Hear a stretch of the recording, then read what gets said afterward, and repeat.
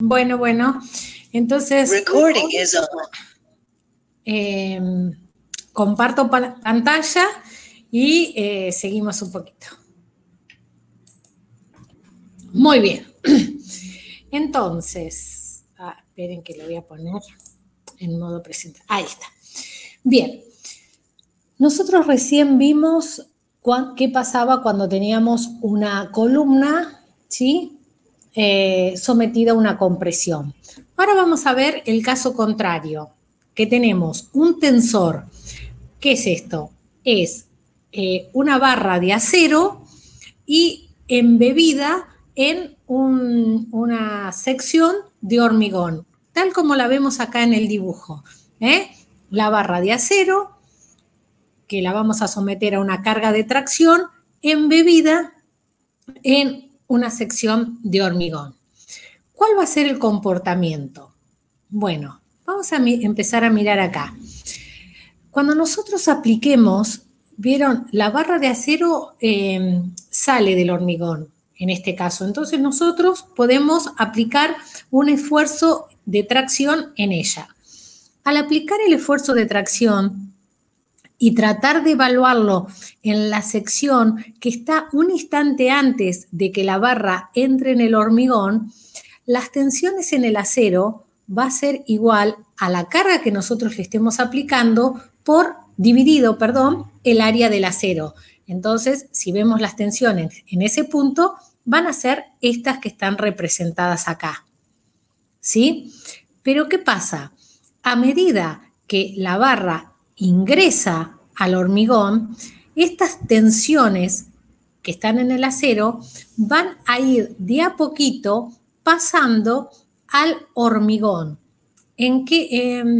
¿Durante cuánto tiempo? Durante una determinada longitud de la barra que se la conoce con el nombre de longitud embebida. ¿Está? Bien. Después va a llegar un punto donde no va a haber más la transición del esfuerzo de las barras hacia el hormigón. Entonces, el acero va a tomar un esfuerzo de tensión que va a ser constante y el hormigón también va a tomar un esfuerzo constante. Este esfuerzo que tome el hormigón va a ser menor que la tensión admisible de tracción que puede llegar a tomar el hormigón. Que como dijimos siempre y repito, el hormigón es muy poco hábil para tomar las tracciones, por lo tanto, estas tensiones son muy bajas. ¿De qué estamos hablando? Y si tenemos un hormigón H30, estamos hablando de aproximadamente 3 megapascales. Entonces, bueno, ¿y qué ocurre en la otra punta? Bueno, en la otra punta ocurre lo contrario. El hormigón, al irse terminando, empieza a dejar de tomar tensiones y el acero es el que vuelve a tomar las tensiones. ¿Está hasta acá? Bien, como estamos trabajando con esfuerzos muy bajos, en esta situación, que sería en estado 1, donde el hormigón no está fisurado, es válida la ley de Hooke. Por lo tanto, si es válida la ley de Hooke, las deformaciones específicas en el acero son estas y en el hormigón son estas. Y en estas longitudes, siempre estas deformaciones van a ser iguales.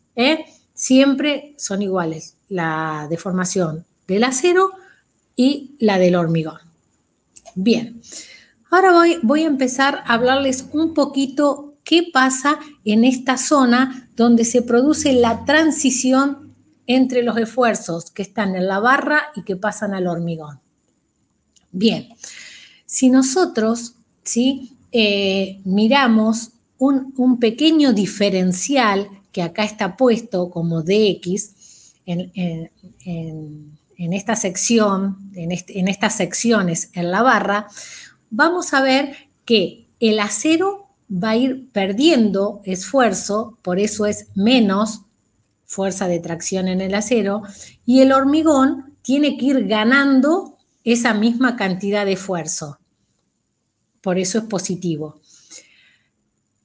Y esta pérdida y esta ganancia va a suceder, ¿por qué? Porque existen tensiones de adherencia. Tensiones de adherencia que acá están representadas de esta forma. ¿Está? Y bueno, y acá también. Esta es la forma que toman las tensiones de adherencia. Entonces, si nosotros nos fijamos en este pequeño diferencial de acá, vamos a decir que esa variación de esfuerzos se debe a que aparecen estas tensiones de adherencia, y estas tensiones de adherencia van a aparecer en la superficie de contacto entre la barra de hormigón, perdón, entre la barra de acero y el hormigón. Entonces, esa superficie va a ser el perímetro de la barra de acero por esa pequeña longitud de X que estamos tomando. ¿Está? Entonces, en base a esto, en base a esta fórmula, que espero que les resulte, ¿se dan cuenta? ¿Entienden de dónde viene esto? ¿Tienen dudas con respecto a ella?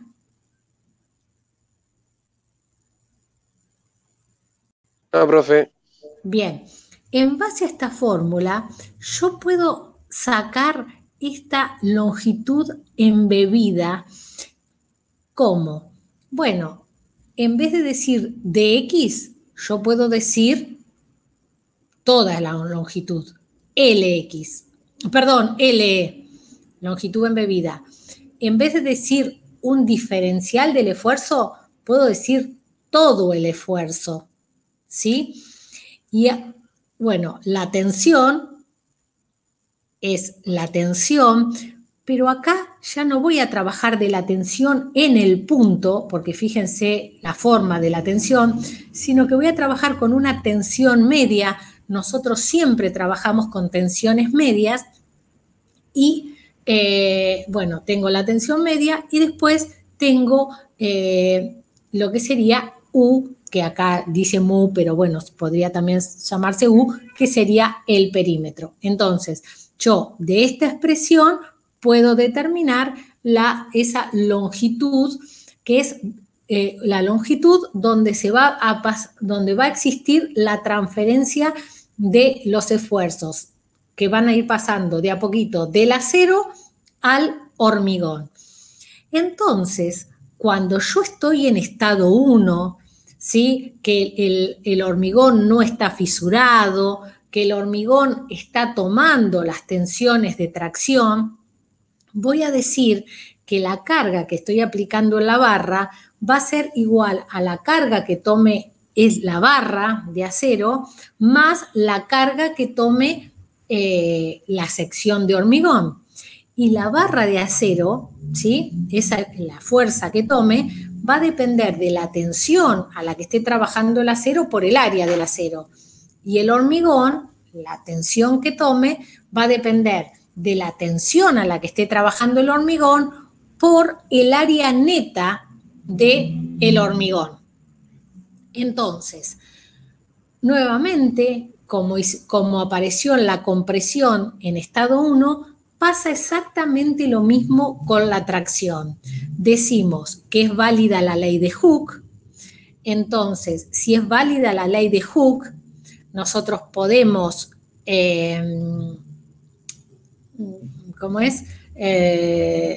utilizar esta ecuación y decir que la tensión, de acá viene que la tensión a la que va a estar trabajando el acero va a ser igual a N veces mayor que la tensión que va a estar trabajando el hormigón. Y este N es igual a la relación entre el módulo de elasticidad del acero y del hormigón. Para poner un poco en números, ¿a qué tensión está trabajando el acero? Bueno, yo les dije que la tensión admisible de tracción del hormigón para un H30 anda alrededor del 10% de esa tensión característica. O sea, para un H30 vamos a suponer 3 megapascales. Y el N dije que andaba entre 8 y 10. Por lo tanto, cuando el hormigón esté trabajando a 3 megapascales, tomando tracciones a 3 megapascales, el acero va a estar trabajando con tensiones de 3 por 10, 30 megapascales. ¿Está? Y obviamente, muy lejos de la tensión de fluencia, que sabemos que la tensión de fluencia es 420, 420. Y acá va a estar trabajando a 30. ¿Estamos de acuerdo hasta acá? Estamos trabajando con un hormigón en estado 1. Ahora, ¿realmente nosotros vamos a trabajar con un hormigón en estado 1 para un tensor? Y yo diría que no vamos a trabajar con materiales, o sea, no vamos a despreciar tanto el material. No vamos a trabajar con una tensión de tracción, en el acero de 30 megapascales. Ahora bien, ¿con qué tensión vamos a trabajar? Bueno, nosotros podemos, si nosotros a ese tensor le seguimos agregando carga, ¿qué va a pasar? Va a pasar lo siguiente: cuando cuando empecemos a agregar carga, la tensión que vaya a tomar el hormigón siempre va a ser la admisible. ¿Por qué? Porque el material no puede tomar más tensión que la admisible. Entonces, cuando no aguante más, cuando no pueda tomar más, ¿qué va a pasar? Y se va a fisurar. Y acá miren dónde se fisuró. Se fisura justo en el medio de la probeta. ¿Esto es así? ¿Siempre se va a fisurar en el medio? ¿Dónde se va a fisurar esta probeta? Bueno, la respuesta es no, pero les digo porque yo esto lo suelo tomar en los finales y todos me dibujan la fisura en el medio, y me la dibujan en el medio porque yo creo que lo relacionan con flexión. La fisura esa se puede producir en cualquier lado de la viga, porque es un tensor y está trabajando a tracción. Pero ¿dónde se va a producir? ¿Saben dónde se va a producir? Donde exista una concentración de tensiones, donde el hormigón esté un poquito por ahí mal compactado, donde esté débil el hormigón, ahí aparece la fisura. Entonces, cuando aparezca la fisura, ¿qué va a pasar? Fíjense, ¿quién va a tomar la tracción? Y el acero. El acero vuelve a tomar toda la tracción y el hormigón deja de tomar. ¿Se dan cuenta? El hormigón, ¿hasta dónde va a poder tomar? Va a poder tomar tracciones hasta que estas sean las tracciones admisibles, los esfuerzos admisibles de tracción. Pero superados esos, el hormigón se va a empezar a fisurar. Ahora bien, nosotros, cuando tengamos que calcular un tensor, si lo calculamos en estado 2, ¿qué tensión en el acero podemos suponer? Y bueno, nosotros podemos hacer que el acero trabaje a 420. ¿Por qué? Porque el acero no se va a romper trabajando a una tensión igual a la de fluencia. Pero, ¿qué va a ocurrir si el acero trabaja a 420? Si el acero trabaja a 420, el hormigón se va a deformar mucho, se va a deformar igual que el acero. ¿Está? Siempre las deformaciones van a ser iguales, el hormigón con el acero. Entonces, al deformarse tanto, el hormigón no se va a romper, pero se va a fisurar muchísimo. Entonces, para evitar esa fisuración que sea tan grande, lo que se hace es que se reduce mucho la capacidad que tiene el acero para tomar la tracción y siempre se utiliza este coeficiente de 0,5. ¿Qué quiere decir esto?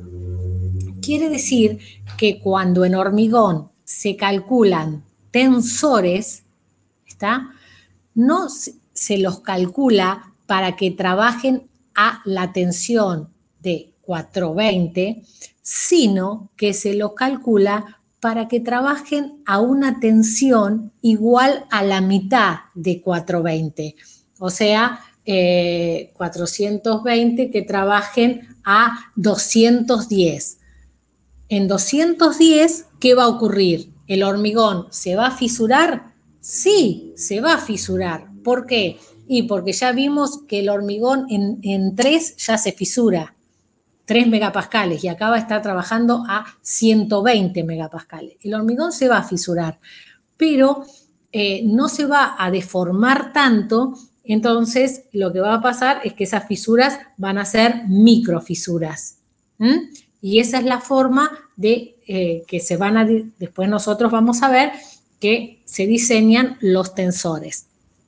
Y ya que estamos, acá hay una cosa importante que les quiero mostrar. Miren ustedes, la primera fisura se produce acá. Cuando se produce esta fisura, el hormigón deja de tomar esfuerzo y se produce esta forma en el diagrama. No deja de tomar esfuerzo bruscamente, sino que lo hace en una longitud LE, ¿no es cierto? Y vuelve a tomar también en la longitud LE. Entonces, ¿qué quiere decir? Si se produce una fisura acá, la segunda fisura, ¿dónde se va a producir? La segunda fisura no se va a producir acá al lado. ¿Por qué no se va a producir al ladito? Porque la tensión en el hormigón va a ser chica, la tensión de tracción. Recién la segunda fisura se va a producir acá, donde la tensión de tracción en el hormigón sea un poco más grande. Entonces, ahí nuevamente va a aparecer la posible segunda fisura. Y otro detalle que les quiero hacer notar es que estas tensiones de adherencia tienen signo. Miren ustedes, cuando el acero toma esfuerzo, gana esfuerzo y el hormigón pierde esfuerzo, la tensión es positiva. Y cuando el acero pierde esfuerzo y el hormigón gana esfuerzo, la tensión es negativa.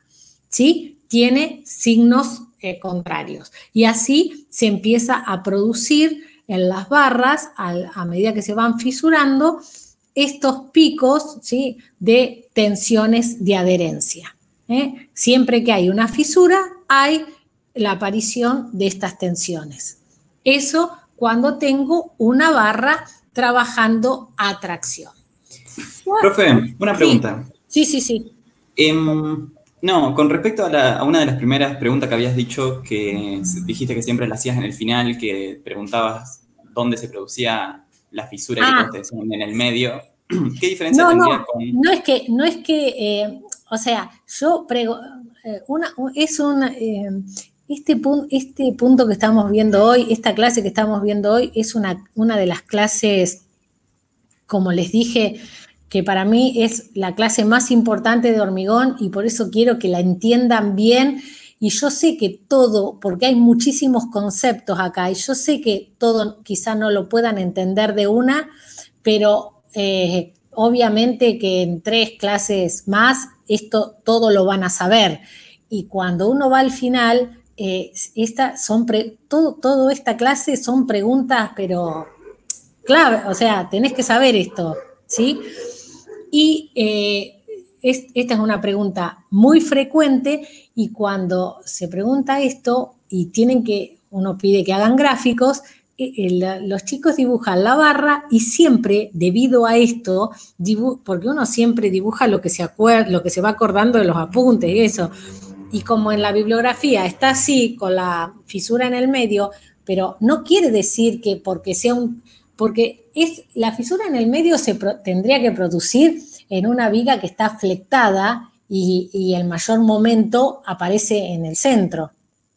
Pero acá, que es una viga, es un elemento traccionado, esa fisura puede aparecer en cualquier lugar porque en toda la viga está sometida, fíjense acá se ve, toda la viga está sometida al mismo esfuerzo.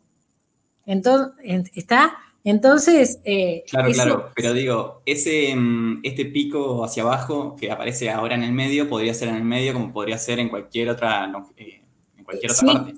Exactamente.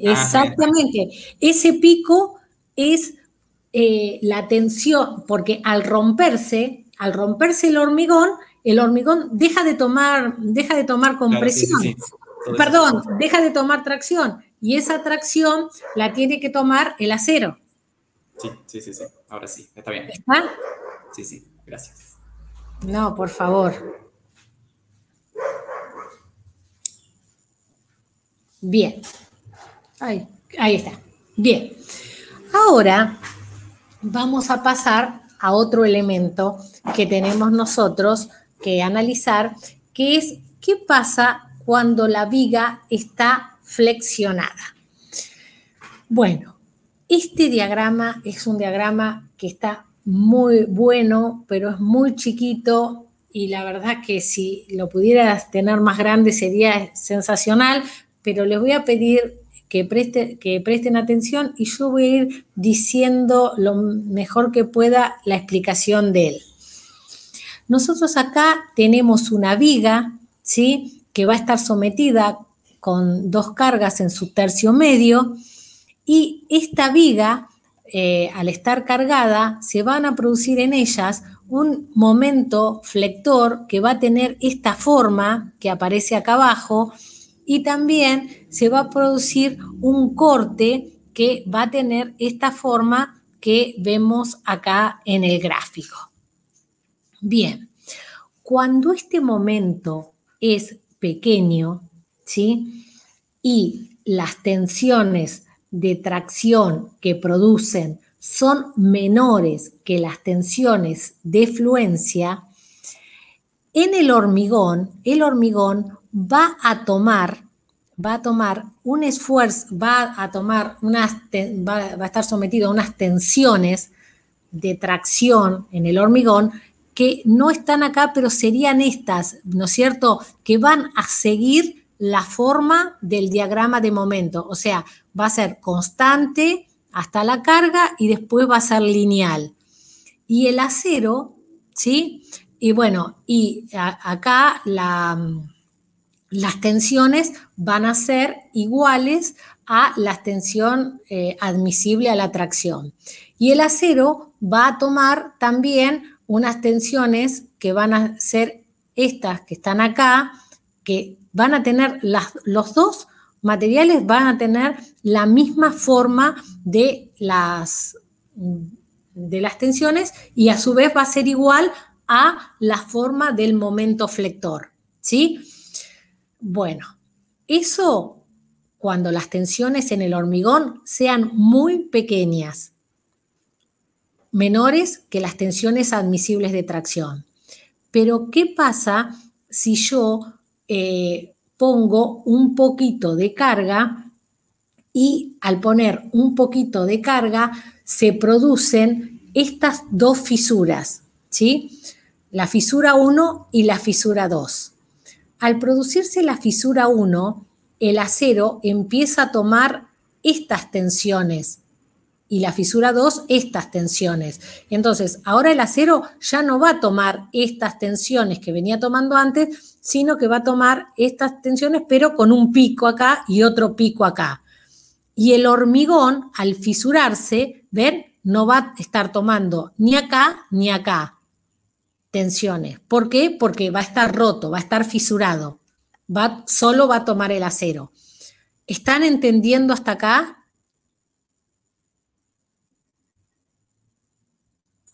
Sí, sí, sí. ¿Sí? Sí, profe. ¿Pueden entender? Sí, profe. Bien. ¿Y por qué va a pasar esto que el hormigón no va a tomar y va a tomar el acero? Porque el hormigón se rompió y va a tomar el acero. Pero esas tensiones van a aparecer porque existen las tensiones de adherencia. Entonces, miren, donde se produce este pico, en lo que sería esas longitudes LE, va a aparecer estas tensiones de adherencia que permiten estos pasajes que deja de tomar el hormigón y empieza a tomar el acero. Empieza a descargarse el acero, empieza a tomar más el hormigón. Eso lo permiten estas tensiones que son las tensiones de adherencia. Y acá, este otro pico hace que estas tensiones de adherencia nuevamente sigan apareciendo. ¿Está? Bien. Ahora estas tensiones de adherencia, fíjense que aparecen acá y aparecen acá, pero miren que estas tensiones de adherencia también empiezan a aparecer en forma constante acá. ¿A qué se debe esto? Bueno, después inmediatamente vamos a hacer bien el análisis de por qué aparecen esas tensiones. Pero por el momento les voy a decir que aparecen estas tensiones, ¿por qué? Debido a que en esta parte de la viga hay esfuerzos de corte. Hay esfuerzos de corte y hay básicamente una variación del momento flector. Siempre que haya variación del momento flector o que haya esfuerzos de corte, que siempre se van a producir las dos cosas, una trae a la otra, voy a tener tensiones de adherencia. Y si ustedes ven con más detalle, en esta parte, ¿sí? ¿Ven? No hay tensiones de adherencia acá. ¿Por qué? Porque tengo momento constante, porque no tengo corte. Y acá sí hay porque tengo corte y tengo momento flector variable. Bueno, ¿qué pasa? Sigo aplicando más carga y empiezan a aparecer otras fisuras, ¿no? Estas, una vez que se produce la fisura queda. Y agrego más carga, aparece la fisura 3 y la fisura 4. Entonces, esas fisuras, ¿qué hacen?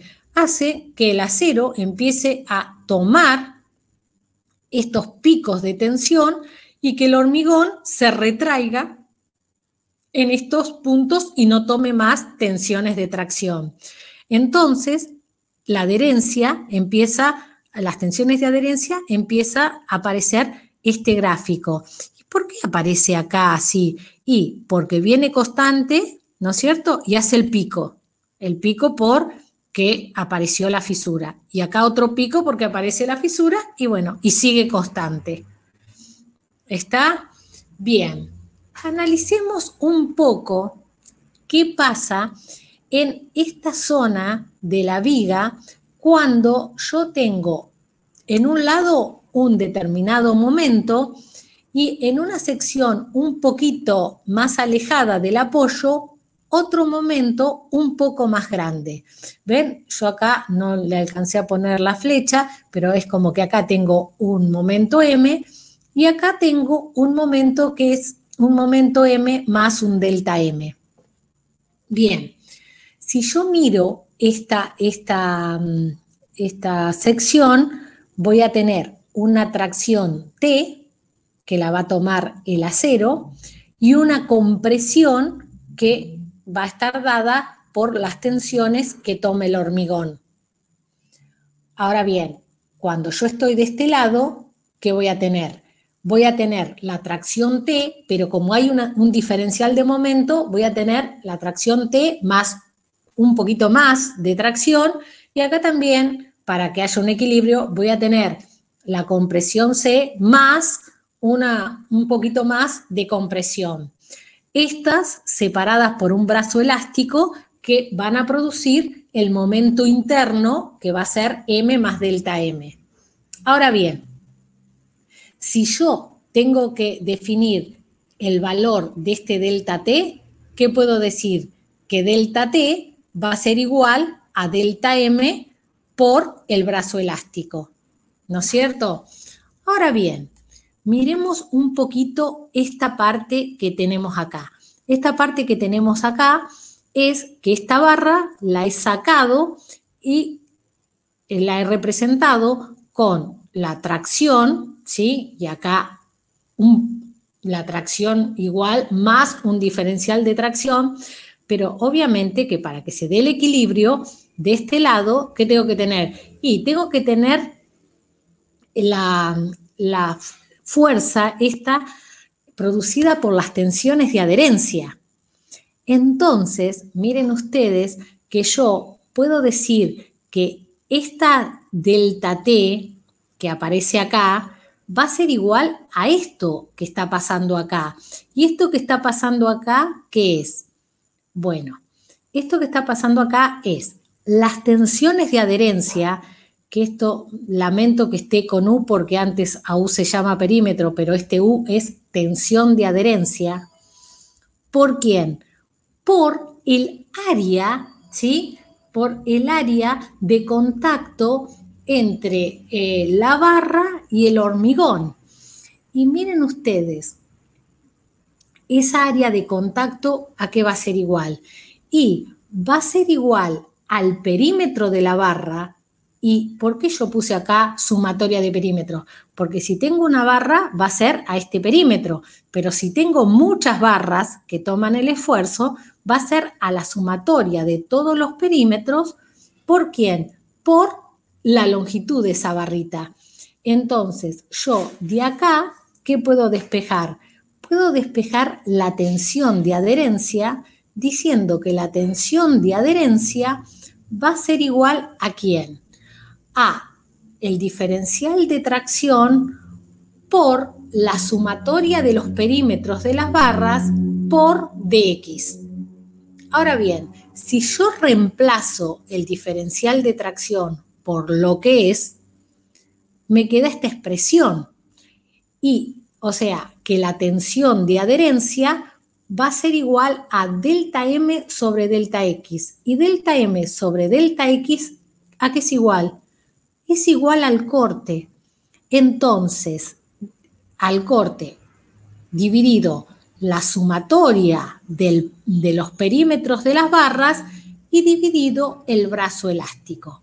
Entonces, algo importante, ¿dónde voy a tener tensiones de adherencia? Donde tenga corte. Si no tengo corte, no tengo tensiones de adherencia. Cuando tengo corte cero, ¿sí? Fíjense que voy a tener tensiones de adherencia si se produce una fisura. Si no, no.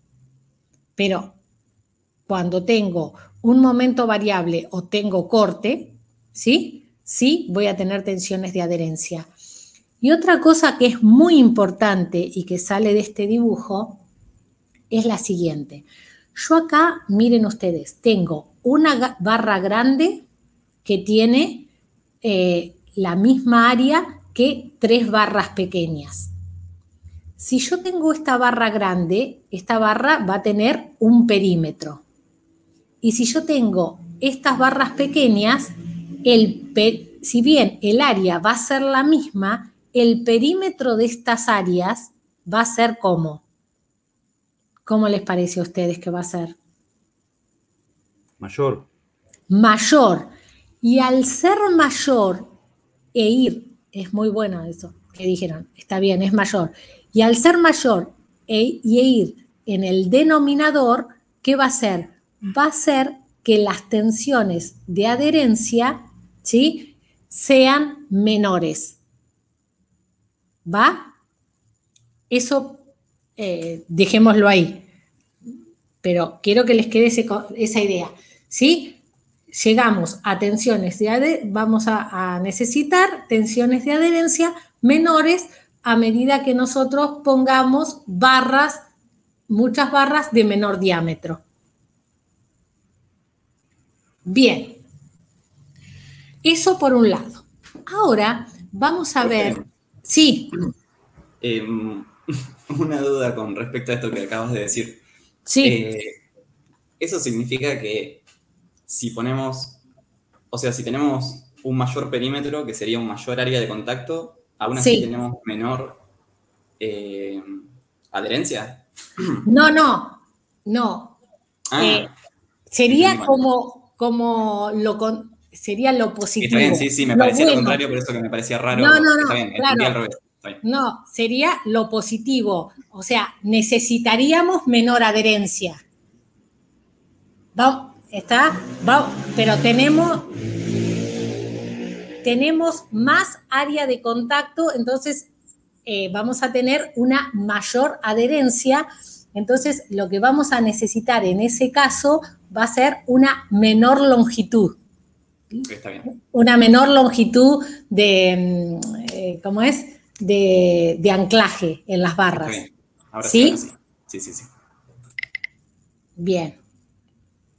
Entonces, ¿cuándo vamos a tener tensiones de adherencia?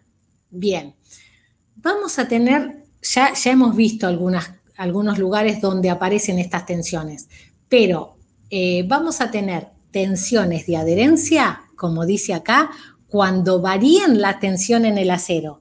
Cambia la tensión en el acero, entonces ahí aparecen las tensiones de adherencia. ¿Cuándo va a cambiar las tensiones del acero? Bueno, las cargas producen variaciones de tracción o de compresión en el acero. Esa es una de las causas. Acá, las cargas van a producir que el acero, ¿sí?, trabaje a diferentes tracciones. Acá trabaja a una tracción constante, pero acá trabaja todo a diferentes tracciones. ¿Está? Entonces, siempre las cargas son las que producen las tracciones y son las que también producen la variación de las tracciones. ¿Cuándo va a ocurrir tensiones en el acero? Cuando aparezcan las fisuras. Lo tenemos acá. Aparece una fisura y cambia la tensión en el acero. Cambia la tensión en el acero. Entonces, cuando aparecen las fisuras. ¿Cuándo va a aparecer las tensiones en el acero? Cuando aparezcan los esfuerzos en los extremos de la barra, que es cuando nosotros necesitemos anclar la barra, que es lo que vemos acá, ¿sí? En los extremos de la barra, donde necesitamos el anclaje, siempre va a aparecer variaciones de la tensión. Pero también estos 3 puntos ya lo hemos visto, pero también ¿saben dónde va a aparecer? Va a aparecer cuando haya variación de temperatura. Hay variación de temperatura y ¿qué se va a producir? Se van a producir deformaciones. Dilatación o contracción. Exacto. Después, ¿cuándo? Cuando tenga una contracción en el fraguado del hormigón. El hormigón va a tender a cortarse y el acero no le va a permitir este acortamiento y ahí también van a aparecer las tensiones de adherencia. O si no, al revés, en vez de una contracción, cuando tengo una afluencia en un hormigón que está comprimido. Entonces, siempre que aparezca una variación en los esfuerzos en el acero, debido a las cargas, a las fisuras, a las deformaciones, van a aparecer estas tensiones de adherencia. Y estas tensiones de adherencia se las tienen como 3 causas, ¿sí? Una es la adherencia que se logra por el contacto entre el acero y el hormigón. Ya por el hecho de estar en contacto hay una adherencia. ¿Esa adherencia en qué se basa? Se basa en las fuerzas capilares que existe entre los elementos. Es una resistencia que tiene muy poco valor, ¿sí? Es muy chica. Y si nosotros vemos acá en este esquema donde aparece el desplazamiento y las tensiones de adherencia, vemos que la adherencia de contacto, tanto para las barras que sean lisas o nervuradas, es muy pequeña. Después de la resistencia de la adherencia de contacto viene una adherencia que se llama por rozamiento. ¿Cuál es la resistencia por rozamiento? Es que yo tengo dos materiales que están unidos y yo al correr uno, ¿sí?, que está en contacto sobre el otro, al darle un pequeño desplazamiento, se va a producir lo que se llama la adherencia por rozamiento. Y esta adherencia por rozamiento se la considera que se produce hasta que el desplazamiento es de 0,1 milímetro. Entonces, fíjense en las barras que son lisas, es un poquito mayor, o sea, le crece un poquito esa tensión, y en las barras que son nerburadas crece bastante esa tensión, y esa sería la adherencia por rozamiento. Pero ¿eso es cuando se hacen los pretensados o algo de eso?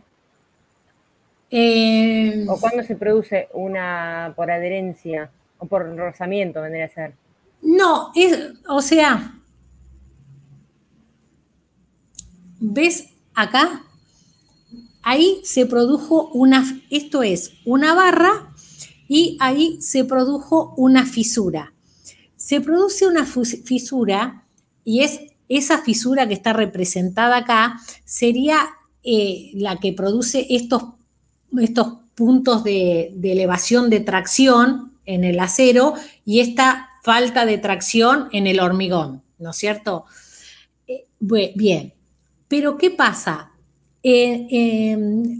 Cercano a esa fisura se produce lo que se llaman esas fisuras secundarias, que no se llega a producir fisura total, pero ves cómo aparece que hay un corrimiento entre el acero y el hormigón.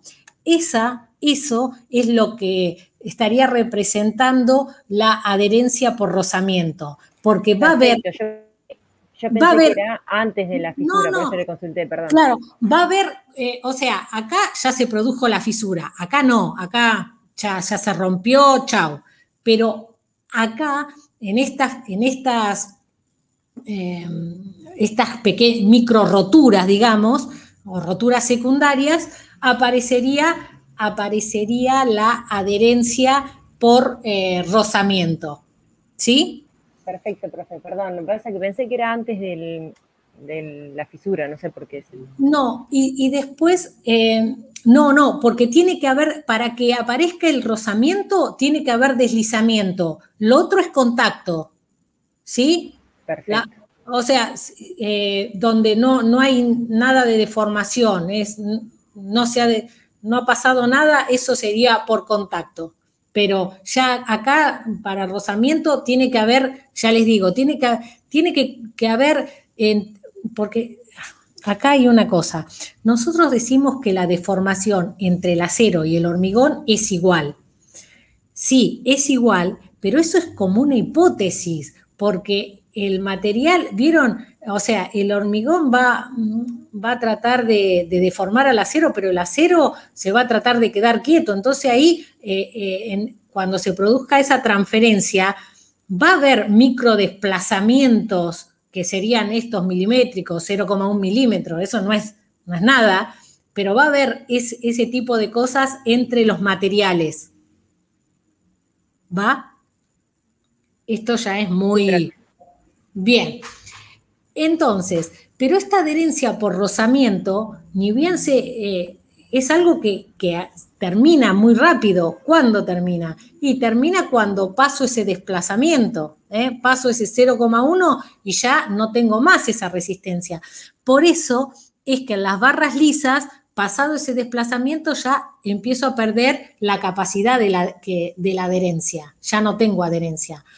En cambio, en las barras nerburadas, ¿qué pasa? Después de ese desplazamiento, empieza a crecer la adherencia.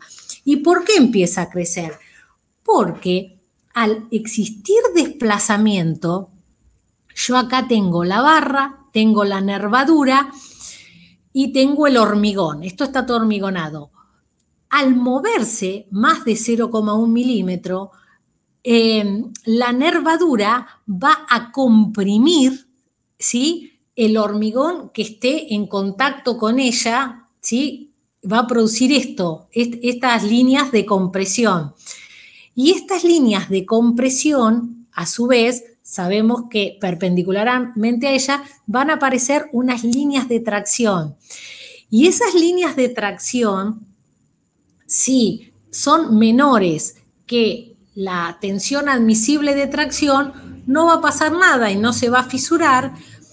Y si son mayores que la tensión admisible de tracción, se va a fisurar produciendo este corte, y este corte es lo que produce una gran capacidad de adherencia. Entonces, la adherencia más grande, ¿sí?, que se logra es la adherencia por corte, el corte que le hace la nervadura de hormigón al hormigón que tiene circundándola. Bien, pero como ustedes ven, está esto que sería la adherencia agradable, la adecuada, que esto es un poco lo que está representado acá. Ven que ahí se van produciendo, ¿ven? Ahí ya actuó la adherencia esta por corte, entonces, bueno, hizo que se produjeran estos cortes en el material, pero la barra no queda afectada, la pieza no queda afectada, es una microfisuración que se produce. Y una cosa que sería muy negativa es que ese corte, porque las nervaduras están muy justas, se produzca así. O sea, acá ya no se produce como el corte, sino que directamente se produce un desprendimiento de la armadura. Esta armadura trabajaría como una armadura lisa. ¿Por qué? Porque están las nervaduras muy juntas. Siempre lo que se prefiere es que las nervaduras estén más separadas. ¿Qué pasa con esto? Esto es muy teórico. Nosotros no podemos elegir cuán separadas estén las armaduras, pero obviamente las empresas que proveen de estos materiales tienen en cuenta estos detalles, que ahora los vamos a analizar un poquito más adelante. Ya los analizamos, pero les voy a comentar qué ocurría antes. Cuando hace muchos años atrás, más o menos para ponerle un número, en la década del 50, 60, en la construcción no se usaban barras nervuradas. A partir de esos años se empezaron a usar barras nervuradas. Antes se usaban barras lisas, ¿no es cierto? O sea, que no había contacto al ser la barra lisa, había muy poca adherencia y esta adherencia desaparecía entre la barra y el hormigón. Y para que existiera adherencia, lo que se hacía era en los extremos, en las extremidades de los hierros, se hacía un gancho cerrado. Entonces, ¿qué pasaba? El hormigón en toda la longitud del hierro no estaba adherido al hierro. Entonces, ¿qué pasaba? Trabajaba en toda la longitud la barra con el momento máximo, tomando el momento máximo. El momento que tendría que tomar en el centro era ese esfuerzo estaba en toda la barra. ¿Y qué pasa? ¿Y cómo trabajaba el hormigón? Y si acá era máximo, el hormigón también trabajaba con una compresión igual a la tracción, porque tenía que existir el equilibrio. Pero como el momento era más chico en los apoyos, lo que pasaba era que el brazo elástico se iba achicando. Entonces, antes las estructuras trabajaban, como vemos acá, como arcos atirantados. Esto ya pasó, hoy en día no se usan ganchos, o sea, se suelen usar ganchos abiertos, pero básicamente la adherencia está dada por las nervaduras. Y con respecto a las nervaduras, yo les dije que tener una fisuración del hormigón de esta forma era muy positivo con respecto a que el hormigón directamente se cortara, ¿sí? Pasara así. Y esto se ha estudiado y se ha visto cuando tengo esto que estaría bueno para la adherencia y cuando logro esto que estaría malo para la adherencia. Y eso se ha definido lo que se llama superficie nervurada relativa. La superficie nervurada relativa es la relación entre el área de la ranura dividido el área que tengo entre áreas de ranura.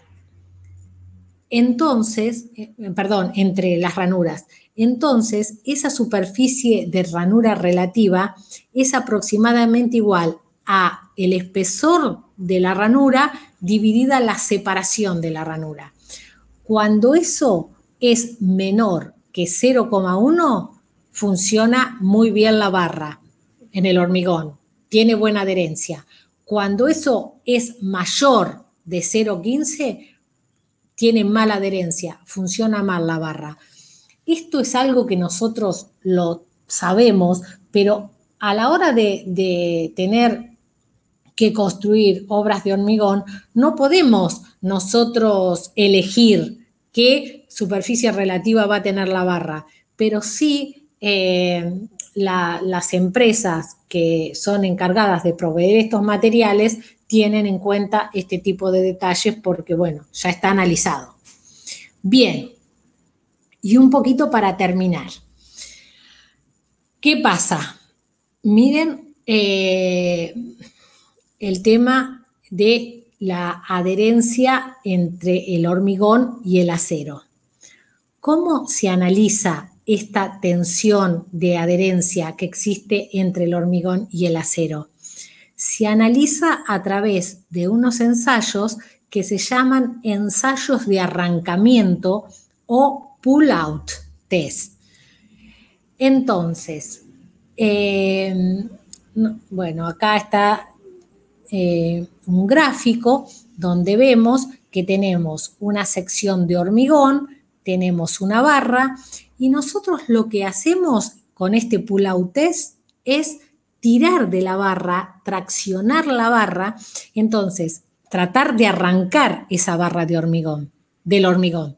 Al tratar de arrancar esa barra de hormigón, se va a producir en el hormigón unas tracciones que son las que vemos acá y obviamente perpendicular a ellas unas compresiones. Entonces, nosotros vamos a tirar desde la barra y vamos a medir para una determinada deformación de la barra qué carga tenemos que aplicar y en base a eso vamos a sacar la tensión de adherencia. Y miren este detalle. Estas barras son barras chiquitas, ¿sí? De diámetros chicos que estaban dentro del hormigón y que no tenían la suficiente longitud para estar ancladas al hormigón.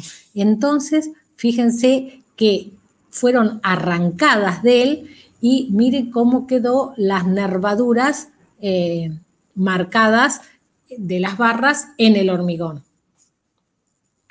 Bien, estos ensayos de arrancamiento se hacen con, como los ven acá, con distintas probetas se pueden hacer. Pero ¿qué pasa? Miren, yo tengo la probeta, tengo el apoyo y tengo la barra.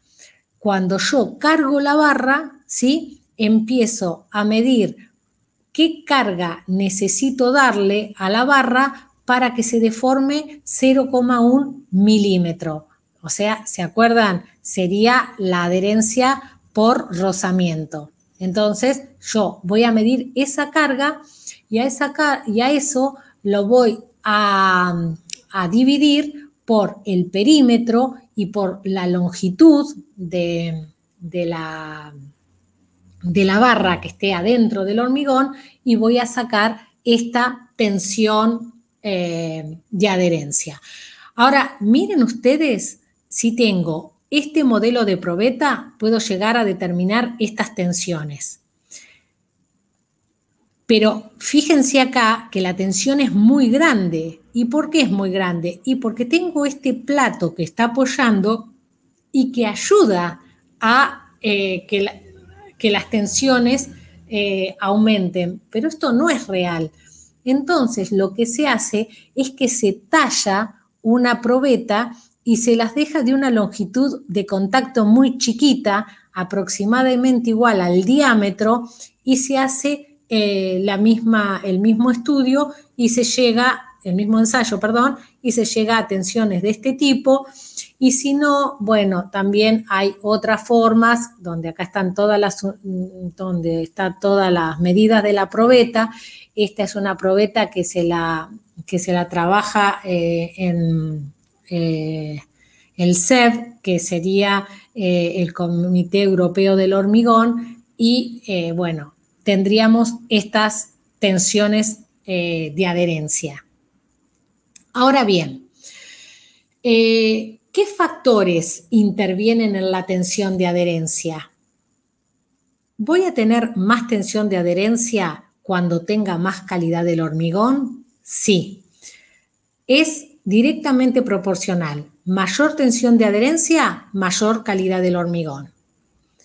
Voy a tener, ¿cómo va a variar de acuerdo a la superficie de las barras? Las barras lisas van a tener menor tensión de adherencia. Las barras nervuradas van a tener mayor tensión de adherencia. Y con respecto al diámetro de la barra, bueno, acá hay un análisis donde se hizo arrancamiento con diámetros diferentes de barras y siempre, fíjense que no hay mucha diferencia. No, la tensión de adherencia no influye mucho con respecto al diámetro de las barras. Y con respecto a la posición del hormigonado, miren ustedes, acá dice empotramiento horizontal y empotramiento vertical. Tiene muchísima influencia en la tensión de adherencia cómo está puesta la barra adentro del hormigón. Si se trata de barras en columnas donde están en forma vertical, tengo mucha mayor adherencia que si se trata de barras que están en vigas, que tengo la barra horizontal. Y un detalle, si las barras están en la parte de arriba de las vigas, se llama zona de mala adherencia. Y si están en la parte de abajo, se llama zona de buena adherencia. En la zona de mala, después esto está definido y lo vamos a ver bien, pero la zona de mala adherencia, que es la parte de arriba de las vigas, ¿qué ocurre? Cuando hay una exudación en el hormigón, se forman, vieron, los canales y empieza a subir el agua cuando el hormigón pasa de un estado fresco a un estado endurecido. Y esos canales donde va subiendo el agua, muchas veces suelen quedar bolsas de agua debajo de las armaduras. Entonces, cuando esa agua se seca, cuando se empieza a secar, queda el agujero donde antes estaba el agua y no queda hormigón. Entonces, no hay un buen contacto entre la barra y el hormigón, entonces eso es una zona de mala adherencia o lo que acá llamamos empotramiento horizontal y tiene mucha influencia en la tensión de adherencia. ¿Sí? Y por último, nosotros tenemos dos tipos de falla por adherencia.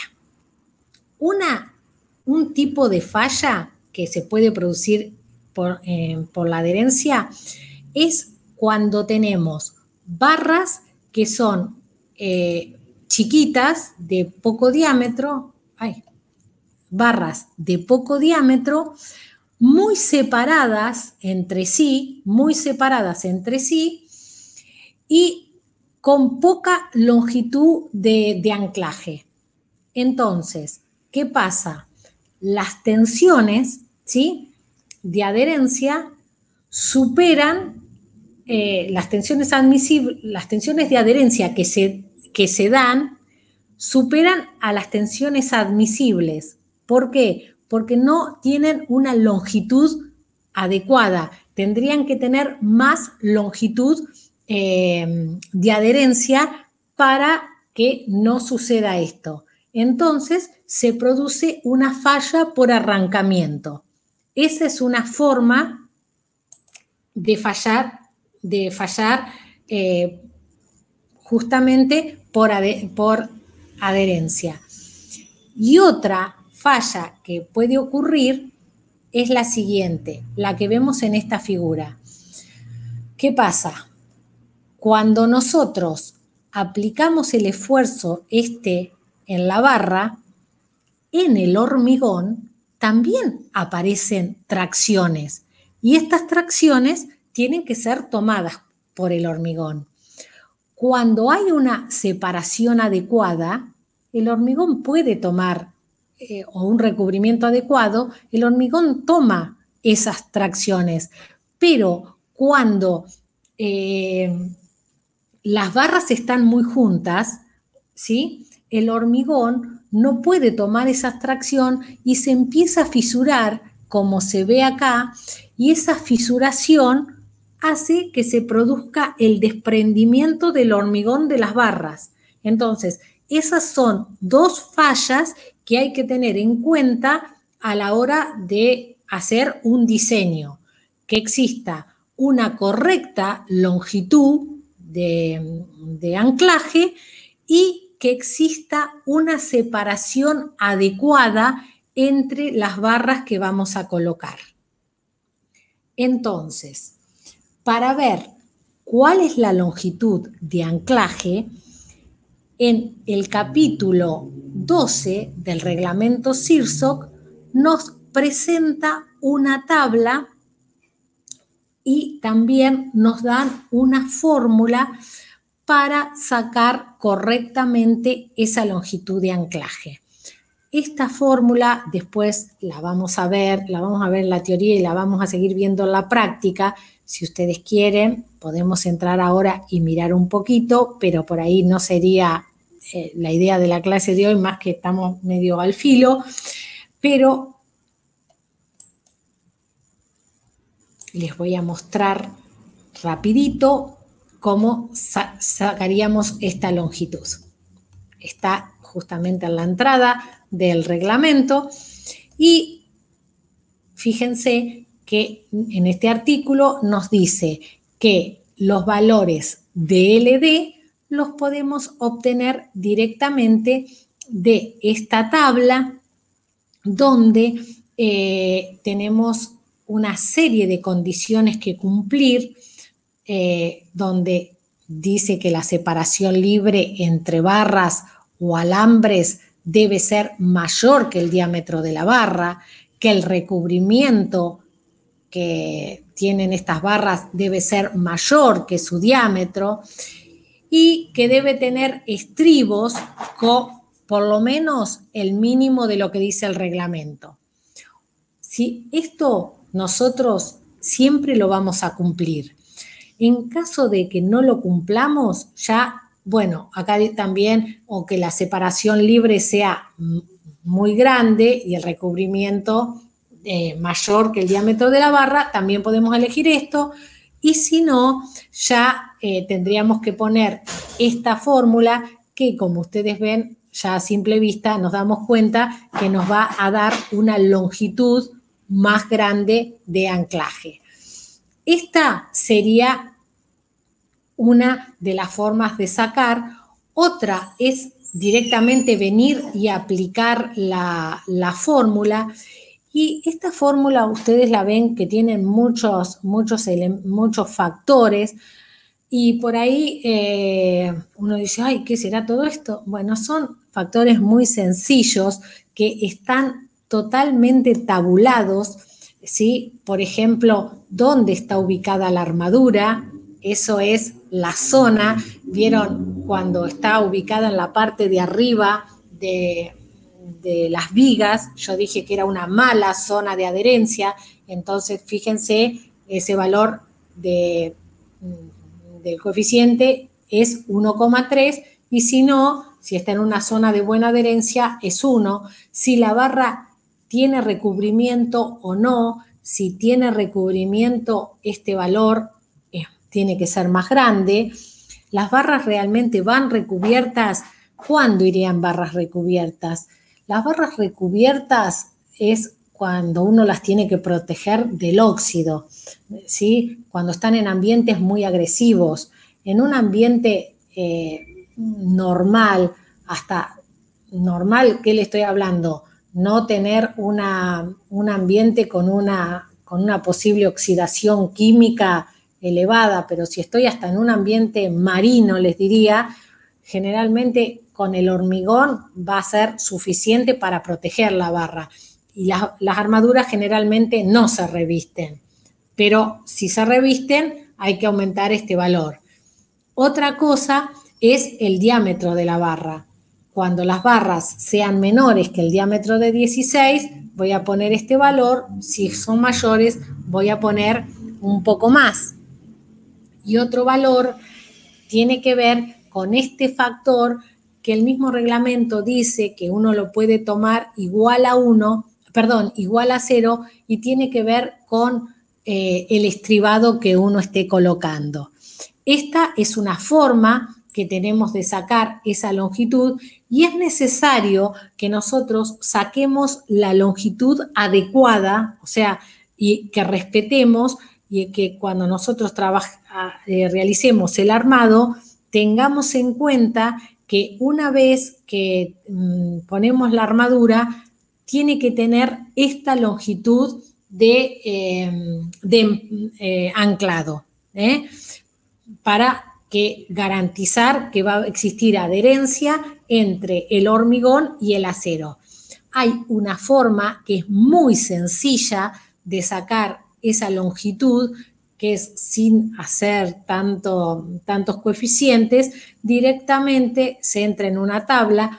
Esta tabla es una tabla que no está en el CIRSOC, pero pertenece a los ejercicios dados en el CIRSOC. De acuerdo al hormigón, al diámetro y a la zona de adherencia, directamente podemos sacar cuál es esa longitud de anclaje. Y eso para que no se produzca arrancamiento. Y después tenemos otras tablas que también tenemos que tener muy en cuenta, que son la de recubrimientos mínimos, que esta ya la habíamos visto, que tenía esto, el recubrimiento tiene mucho que ver con la durabilidad, pero también tiene que ver con la parte esta de que puedan llegar a tomar efectivamente las tensiones de adherencia, y también la parte de la separación que deben tener las armaduras entre sí. Miren esto, las armaduras, como las vemos acá, pueden estar en las vigas en 2 capas, pero la distancia entre ellas no pueden estar pegadas. Tiene que tener una distancia de como mínimo 25 milímetros. También tienen que tener una distancia entre las barras que sea mayor que 25 milímetros.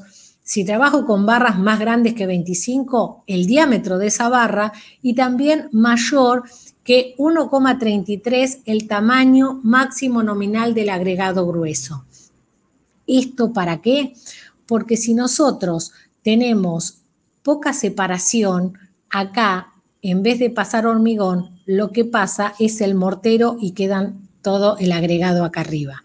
Entonces, siempre hay que respetar esto.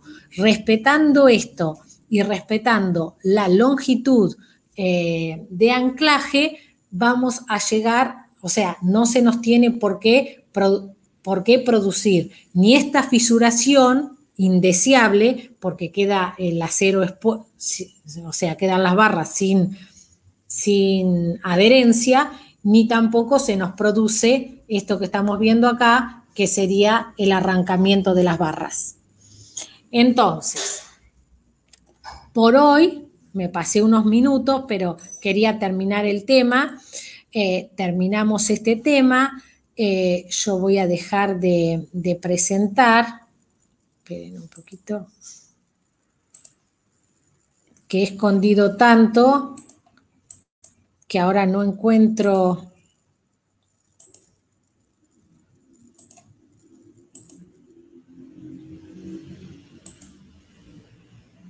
No puedo encontrar la presentación. ¿En los 3 puntitos? Ahí está. Ahí Sí. creo que sí. Ahí está. Bueno, miren, la clase de mañana vamos a seguir con el tema. Si ustedes pueden hoy mirar un poquito esto, si tienen ganas, obviamente, mírenlo. Mañana vamos a seguir, vamos a volver con algunas ideas y si obviamente vamos a tener un tiempo, ustedes si quieren lean, me pueden preguntar y vamos a seguir con la clase. Así ya dejo para que el viernes puedan llegar a trazar esos diagramas